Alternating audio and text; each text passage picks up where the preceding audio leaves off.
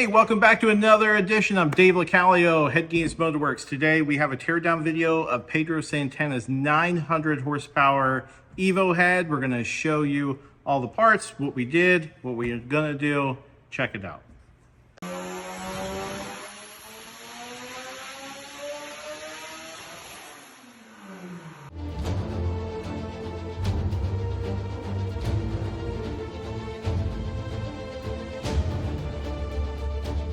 Take a look at the cylinder head and see what we find.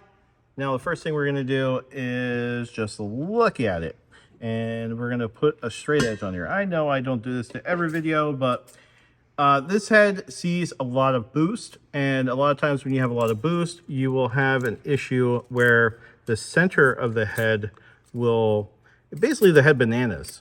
And this is a 1/1000 feeler gauge, and which is about the same size as your hair. And we're good. We don't have anything going on. The first time Pedro's head came in through, we did a CNC full port.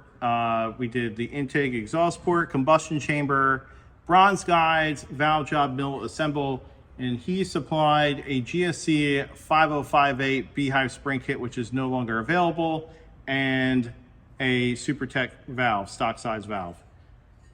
That's right, stock size valve makes 900 for all you guys that think you need an oversized valve for 400. Stock size valves makes 9.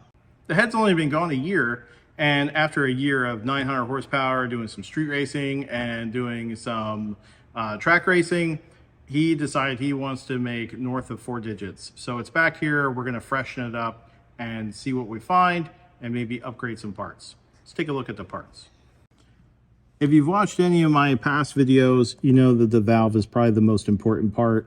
And this is no different, because now you look at the 45, the angle that the valve seats on in the cylinder head, you'll see it's a little beat up. It's nothing crazy. It doesn't have a huge crater. But there is something going on the top of the valve. And this is indicative to valve float. The valve is now slamming against the rocker, and it will create all kinds of havoc on the top. It'll spit rockers. That's something that the Mitsubishis are known for. And you see here, this valve is almost concaved, but on the 45, it looks great. What we're gonna do here is either change the spring kit once we check the spring, or we will shim it up.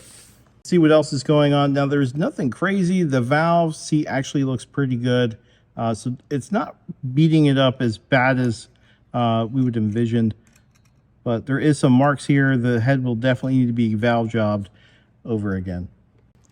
It's worth noting that there was a lot of oil in the combustion chamber, and during teardown, we actually, before we washed it, there was oil in the intake port and in the exhaust port. This tells us that the oil was coming from outside of the engine. Now, oil doesn't detonate, so if you have an issue where you have a lot of oil everywhere, this is totally going to be a problem, because you're going to be adding timing, or really it's just a recipe for disaster. Despite the oiling issue coming from the outside of the engine, you can tell that the engine had great oil pressure, or it had no contamination, because all the journals look really, really good. I said it's making 900 horsepower. It's been doing it for about 5,000 or 6,000 miles. And everything here looks freaking fantastic. This was a brand new head to start with, and everything looks good. You can even look at the cam caps here. The journals just look freaking great. We're just gonna polish these up, but there's nothing really to talk about because everything looks so damn good.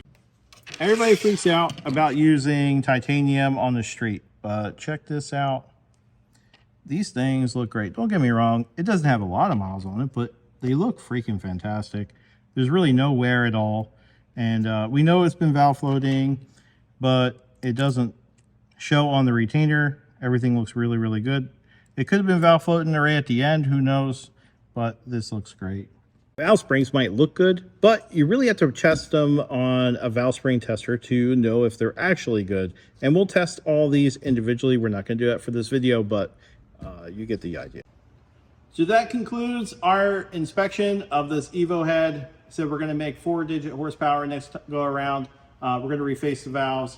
We're probably going to put a conical spring kit in it, and we are going to make it super reliable. I appreciate you guys all watching. check out our merch. You can also check out our website and comment below. I'd love to hear from you. Toodles.